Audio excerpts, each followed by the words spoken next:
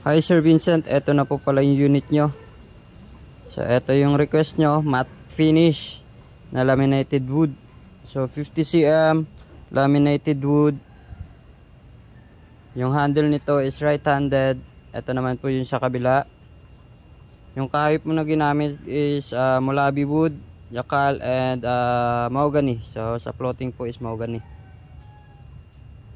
Trigger mechanism, reverse trigger, Aklanon, Dubai laser. Shaft with clapper po siya.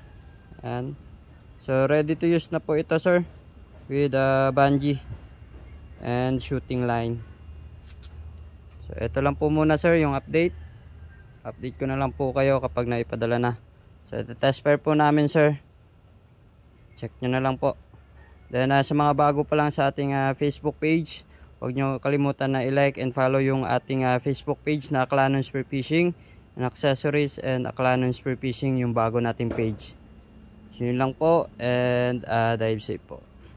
Ito na po yung unit nyo. Susubukan po natin. I-test pair itong unit nyo na 50 cm laminated wood na matte finish.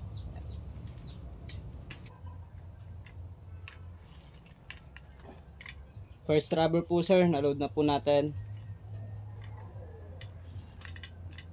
Then ito naman po yung second, na-load na po natin.